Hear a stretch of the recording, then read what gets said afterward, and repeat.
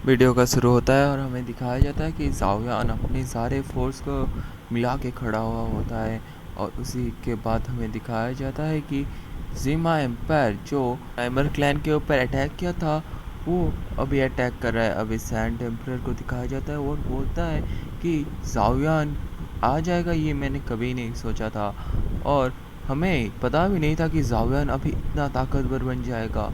और वो अपने ग्रैंड डॉटर को बोलता है कि हमें जल्द से जल्द अपना ट्रूप्स को तैयार करना चाहिए और ज़ाओयान के सामने हमारा इमेज अच्छा करवाना चाहिए। फिर उसका ग्रैंड डॉटर बोलती है आप जो बोले। फिर सीन शिफ्ट होता है और हमें दिखाया जाता है कि उनसेन के भाड़क के टट्टों के जो इतने सारे डावांग को देख के थर थर काँप रहा होता है और वो अपने मुंह में बोलता है कि तुम हमें कुछ छू भी नहीं सकते, अगर तुमने छुआ तो फिर उनसे तुम्हारा खून पी लेगा और तुम्हें एक एक करके तड़पा तड़पा के मारेगा। फिर जियान बोलता है अज्जी कद्दू मेरा, मैं मैं तुम्हें भी मारूंगा और तुम्हारे यूनसेन को भी मारूंगा, वो भी चुन चुन के। मेरा 3 साल का बदला आज चुकाऊंगा। फिर जियान बड़े ही कूल तरीके से बोलता है साथियों हमला कर दो उनके ऊपर। ये सुनते ही जियान के साथियाँ पूरा कूल तरीके से उन सब के ऊपर भारी पड़ने लगते हैं और उन्हें एक एक करके कीड़े मकोड़ों की तरह मारने लगते हैं। और जियान का भाई तो बड़े कूल तरीके से अपने थंडर दुई को चमकाता हुआ उन्हें मारता है।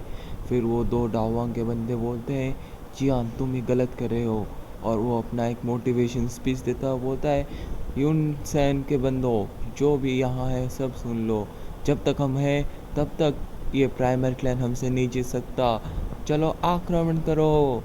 फिर यही सुनते ही वो कुछ ज़्यादा ही मोटिवेट होकर उनके ऊपर अटैक करते हैं। फिर ये देखते ही जिया ज़ाओयान उन सब पर अपने थंडर टेक्निक का यूज़ करता है और एक एक करके रिएक्शन देखने लायक था। याफी जियान को जिंदा देख के बड़ा ही खुश होता है और वो बहुत इमोशनल हो जाता है। फिर याफी बोलता है अभी मेरे से ही बातें करते रहोगे या फिर तुम जाके अपने बड़े भाई से भी मिल लोगे। फिर जियान अपने बड़े भाई की तरफ देखता है और उसे काफ़ी ज़्यादा अफसोस होता है क्योंकि उसका बड़ा भाई अभी व्हीलचेयर में बैठा हुआ होता है। फिर ये देख के जियान तुरंत ही उसके पास उठ के पहुँच जाता है और बोलता है बड़े भाई ये आपका कैसा हुआ, ये किसने किया आपके साथ।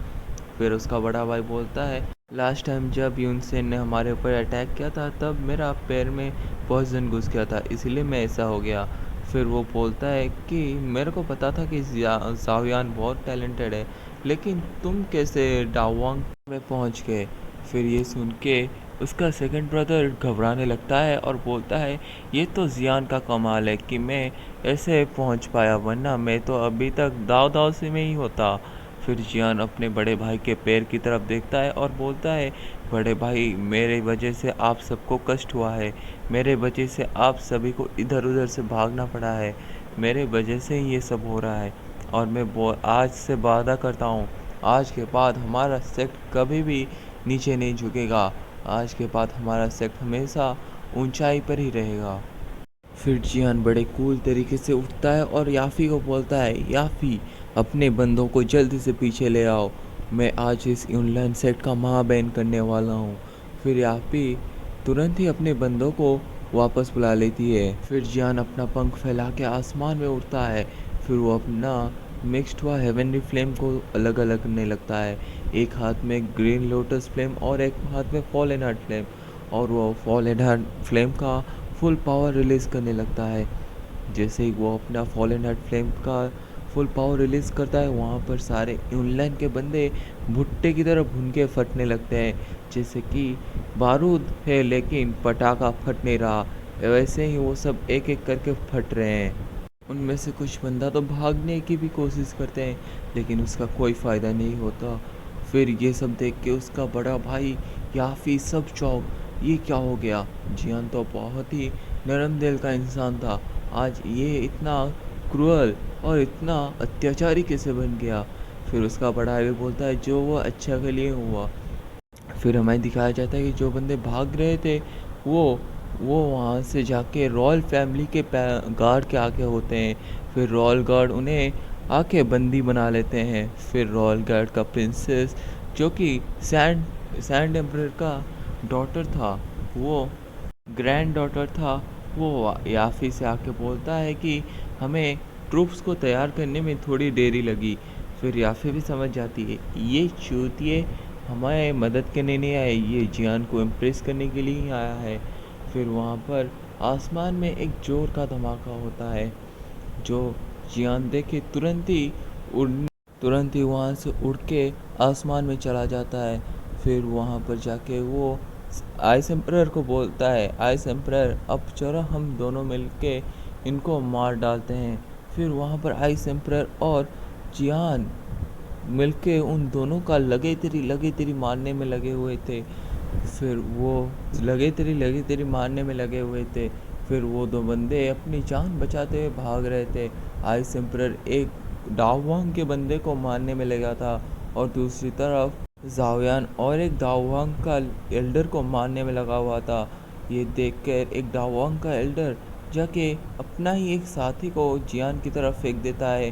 फिर जियान अपने एक हेवी रूलर स्वॉर्ड से उसका एक ही बार में काम तमाम कर देता है। जाओयान को हर एक फ्लैशबैक याद आने लगते हैं, कैसे युनलैंग सेक ने उसके परिवार को मारा, उसके सारे भाई बहनों को मारा, उसके हर एक करीबी, उसके पिता और सबको कैसे बेरहमी से कत्ल कर डाला।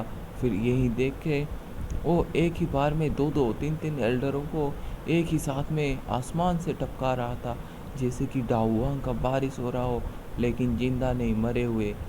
फिर आइस एम्परर एक डाउआंग को अपने आइस क्रिस्टल की मदद से धर दबोचते हैं।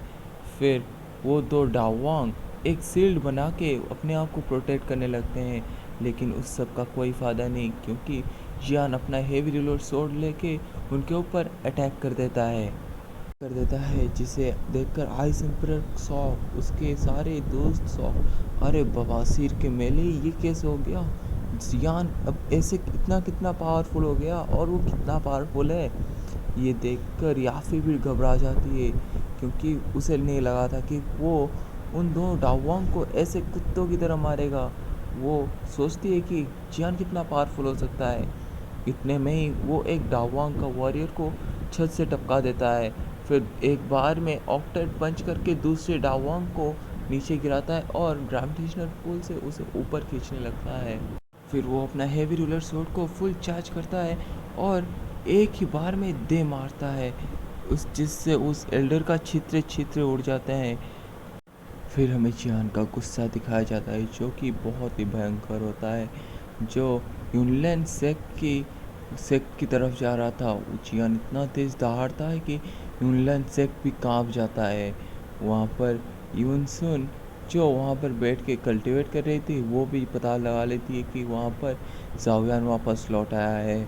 फिर वहाँ पर एक एल्डर आते हैं और बोलते हैं हमारे जो सारे के सारे डाओवांग और डाओकिंग के बंदे गए थे, वो सब मारे जा चुके हैं। ये सुन के पूरा हताश हो जाता है, क्या डाओवांग और डाओकिंग सारे के सारे मार चुके हैं, ये एक ही बंदा कर सकता है, वो जियान। और वो बोलता है जियान अभी तक जिंदा है और वो अभी तक मरा नहीं। फिर वहाँ पर जो दो एल्डर खड़े हुए थे, वो बोलते हैं ऐसा कैसा हो सकता है, जियान तो 3 साल पहले ही मर चुका है। फिर यूनसेन बोलता है मैं चाहता हूँ कि तुम सब यूनसेक्ट के अंदर जो भी आने जाने का रास्ता है सब बंद कर दो और किसी को भी आने जाने का परमिशन मत देना। फिर ये सुनते ही वो दो डावांग के बंदे वहाँ से चले जाते हैं। फिर हमारा सीन शिफ्ट होता है और दिखाया जाता है कि वो डावांग का बंदा अपना आखिरी सांस गिन रहा होता है। फिर प्राइमर क्लैन के बंदे बोलते हैं हम जीत गए, हम आखिरकार जीत ही गए, आखिरकार हमारा जीत ही हुई। फिर वो सब जियान का नारे लगाने लगते हैं। जियान अपने दोस्तों को देखता है और हंस के बोलता है आज हम जीत गए। फिर वो आइस एम्परर के पास जाता है और बोलता है आइस एम्परर ये लीजिए, मैंने जो वादा किया था आज मैं वो पूरा कर रहा हूँ। आपके सील को तोड़ के आपका जो श्राप था आज वो हट जाएगा, क्योंकि मैंने वो पिल फॉर्म के लिया है जो आपका श्राप को हटा सकता है। फिर आइस एम्परर बोलता है थैंक यू मेरे दोस्त, तुमने आज तक ये बात याद रखा।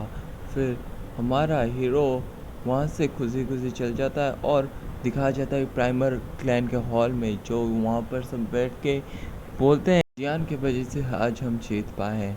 तो आज का दिन जियान के नाम। अगर वीडियो अच्छा लगा हो तो लाइक शेयर सब्सक्राइब जरूर कर देना।